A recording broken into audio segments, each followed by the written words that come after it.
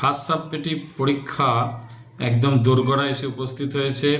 শেষ মুহূর্তে শিক্ষার্থীদের সুবিধার জন্য কতগুলো সম্ভাব্য প্রশ্নসমূহ নিয়ে আজকে আলোচনা করব। গদ্য, পদ্য, প্রবন্ধ এবং উপন্যাস কোনি থেকে। এগুলো যদি শেষ মুহূর্তে একবার চোখ বুলিয়ে নিতে পারো, আশা করি সকলেই কিন্তু সাফল্য লাভ করবে পরীক্ষায়। চলো শুরু করা যাক। দেখো, প্রথমেই তোমাদের জ্ঞানচক্ষু রয়েছে। জ্ঞানচক্ষু থেকে আসতে পারে কথাটা শুনে তপনের চোখ মার্বেল হয়ে গেল। কোন কথাটা শুনে কেন মার্বেল হয়ে গেল? কিন্তু নতুন মেশোকে দেখে জ্ঞানচক্ষু খুলে গেল তপনের। নতুন মেশোকে দেখে কেন জ্ঞানচক্ষু খুলে গেল, বা জ্ঞানচক্ষু কথার অর্থ কী? জ্ঞানচক্ষু গল্পের নামকরণের সার্থকতা আলোচনা করো। জ্ঞানচক্ষু কিভাবে তপনের খুলে গেল বা উদয় হলো আলোচনা করো। রত্নের মূল্য জহরির কাছে। এখানে রত্ন বলতে কাকে বোঝানো হয়েছে? জহরিকে। এই উক্তির তাৎপর্য ব্যাখ্যা করো। এরকম। তখন আহ্লাদে কাঁদো কাঁদো হয়ে যায়। কে, কেন, কোন পরিস্থিতিতে আহ্লাদে কাঁদো কাঁদো হয়ে যায়, এরকম আসতে পারে।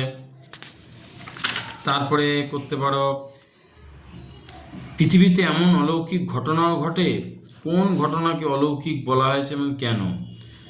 আচ্ছা, তারপরে দেখো এই অংশটা, গল্প ছাপালে যে ভয়ঙ্কর আহ্লাদটা হবার কথা সে আহ্লাদ খুঁজে পায় না। তপন কেন আহ্লাদ খুঁজে পায় না, এই অংশটা বলতে হবে, পড়তে হবে।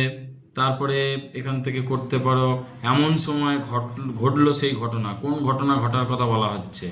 সত্যি তপনের জীবনের সবচেয়ে সুখের দিনটি এলো আজ। কোন দিনটির কথা বলা হয়েছে? সেই দিনটি কি সত্যি সুখের দিন ছিল? এরকম পড়তে হবে এগুলো। আচ্ছা, তারপরে দেখো, জীবনে সবচেয়ে দুঃখের দিন। কোন দিনটা তার কাছে সবচেয়ে দুঃখের দিনে পরিণত হলো, কেন পরিণত হলো? তপনকে যেন নিজের গল্প পড়তে বসে অন্যের লেখা লাইন পড়তে না হয়। কখন এই প্রতিজ্ঞা তপন করেছিল? কোন ঘটনার পরিপ্রেক্ষিতে এই উক্তি? এগুলো করলে আশা করি জ্ঞানচক্ষু থেকে তোমরা কমন পেয়ে যাবে। অসুখী একজন থেকে পড়বে যে কি না, রক্তের এক আগ্নেয় পাহাড়ের মতো কি নেমে এলো, তার পরিণাম কি হলো?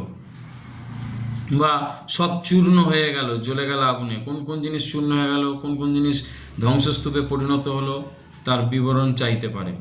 আর সেই মেয়েটি আমার অপেক্ষায়। কে, কার, কেন অপেক্ষায়? সকলের মৃত্যু হলো, মেয়েটির কেন মৃত্যু হলো না, এটা আসতে পারে। অসুখী একজন কবিতে, অসুখী বলতে কাকে বোঝানো হয়েছে, সে কেন অসুখী, এটা আসতে পারে। আমি চলে গেলাম দূর দূরে। এখানে আমি কে, কাকে অপেক্ষায় রেখে কোথায় চলে গেলেন, এখানটা থেকে করতে পারো অসুখী একজনের। এইগুলো করলে আশা করি পরীক্ষায় তোমরা কিন্তু কমন হিসেবে পেয়ে যাবে। আয়ারও বেঁধে বেঁধে থাকি থেকে করতে পারো, আমাদের পথ নেই কোনো। আমাদের পথ কেন নেই? চতুর্দিকে প্রতিকূল পরিবেশের বর্ণনা দাও। তা এই অবস্থায় আমাদের কি কি করণীয় সেগুলো লিখতে হবে। আরও বেঁধে বেঁধে থাকি। বেঁধে বেঁধে থাকির মাধ্যমে কবি কি বার্তা দিতে চেয়েছেন, আমাদের কি করণীয় লেখো। আমাদের ইতিহাস নেই। আমাদের ইতিহাস নেই কেন? অথবা এমন ইতিহাস আমাদের চোখ মুখ ঢাকা। আমাদের ইতিহাসকে চোখ মুখ ঢাকা কেন বলা হচ্ছে?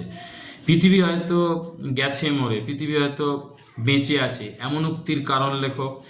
আয় আরও হাতে হাত রেখে আয় আরও বেঁধে বেঁধে থাকি। বেঁধে বেঁধে থাকার বার্তা কেন কবি দিয়েছেন? আয় আরও বেঁধে বেঁধে থাকি কবিতার নামকরণ আলোচনা করো। এগুলো করলে আশা করি উপকৃত হবেই। আফ্রিকা কবিতায় যেমন আফ্রিকার সৃষ্টি রহস্য, আফ্রিকা কিভাবে সৃষ্টি হয়েছিল সেটা একটু পড়বে ভালো করে। হায় ছায়াবৃতা, কেন ছায়াবৃতা বলা হচ্ছে? এলো ওরা লোহার হাতকড়ি নিয়ে, কারা কেন লোহার হাতকড়ি নিয়ে এলো? নগ্ন করলো আপন নির্লজ্জ মনুষ্যতা, এই উক্তির তাৎপর্য ব্যাখ্যা করো। চিরচিহ্ন দিয়ে গেল তোমার অপমানিত ইতিহাসে, আফ্রিকার অপমানের ইতিহাস আলোচনা করো। শিশুরা খেলছিল মায়ের কোলে, কোথায় খেলছিল, তাদের এই রকম ইতিবাচক পরিস্থিতির কারণ লেখো। মন্দিরে বাজছিল পূজার ঘণ্টা, এই লাইনটির মাধ্যমে কি বোঝাতে চেয়েছেন, বা এই জায়গায় তাৎপর্য ব্যাখ্যা করো। করতে পারো, এসো যুগান্তের কবি। যুগান্তের কবিকে, তাকে আহ্বান কেন জানানো হচ্ছে? দাঁড়াও এই মানহারা মানবীর দ্বারে। মানহারা মানবীকে তার কাছে দাঁড়াতে কেন বলছেন? সেই হোক সভ্যতার শেষ পুণ্যবাণী। কোন কথাটিকে পুণ্যবাণী বলা হচ্ছে এবং সেটা কি আলোচনা করো। এগুলো আফ্রিকা কবিতা থেকে করলে আশা করি পরীক্ষায় কমন তোমরা পাবেই। আরেকটি প্রবন্ধ দেখো, হারিয়ে যাওয়া কালি কলম। এখান থেকে তোমরা কালি তৈরির পদ্ধতি, এই যে তাই নিয়ে আমাদের প্রথম লেখালেখি, কী কী নিয়ে লেখালেখি বিস্তারিত 3 বা 5-এ আসতেই পারে। ফাউন্টেন পেনের জন্ম ইতিহাস, কী করে জন্ম নিল আলোচনা করো। তারপরে আমার মনে পড়ে প্রথম ফাউন্টেন পেন কেনার কথা, ফাউন্টেন পেন কেনার অভিজ্ঞতা আলোচনা করো, এগুলো আসতে পারে। তারপরে কত রকমের নিব হয়, সেই নিবগুলো নিয়ে সেই নিবগুলো নিয়ে এক ধরনের প্রশ্ন আসার একটা সম্ভাবনা থাকে, এটা একটু দেখবে তোমরা। তারপরে দেখো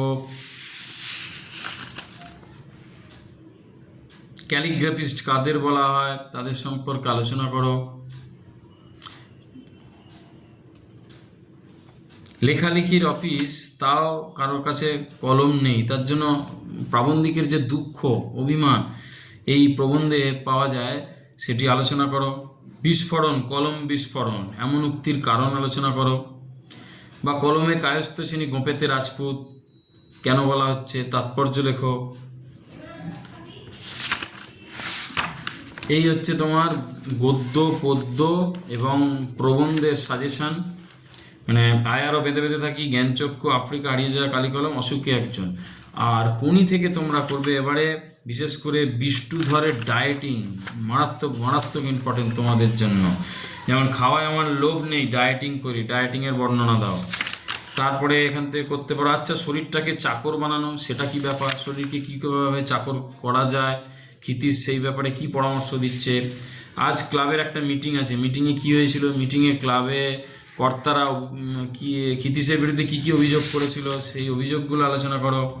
তারপরে দেখো 4 বছরের মধ্যে প্রজাপতি ডানা মেলে দিয়েছে, প্রজাপতি কি, প্রজাপতি কিভাবে ডানা মেললো, কার তৎপরতায় মেললো, এইগুলো দেখবে একটু। প্রথম দিকে লীলাবতী বিদ্রোহী ছিল, লীলাবতীকে প্রথমে কেন সে বিদ্রোহী হয়েছিল, এগুলো খুব ইম্পর্টেন্ট, ভালো করে দেখবে।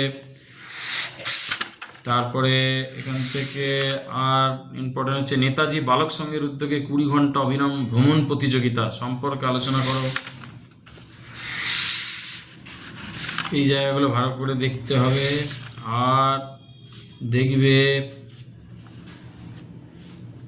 রবীন্দ্র সরোবরে 1 মাইল সাঁতার প্রতিযোগিতা, সেই সাঁতার প্রতিযোগিতা কি হয়েছিল, তার পরিণাম, সাঁতার প্রতিযোগিতা সম্পর্কে আলোচনা করো।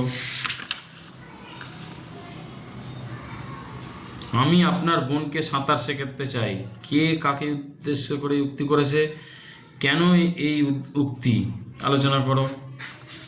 কোনিদের পারিবারিক জীবন সম্পর্কে একটু আলোচনাটা দেখে যাবে, তার বাড়ি কোথায়, শ্যামপুকুর বস্তিতে, বাড়িতে কে কে রয়েছে, পরিবেশ কেমন। তারপরে এই অংশটা পড়বে, গলার স্বরটা আর্তনাদের মতো শোনাচ্ছে, কার গলার স্বর আর্তনাদের মতো শোনাচ্ছে, কেন আর্তনাদের পরিণত হলো তার গলার স্বরটা।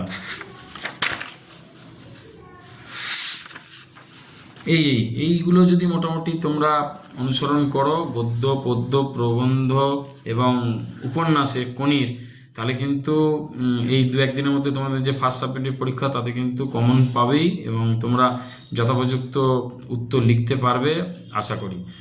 ধন্যবাদ।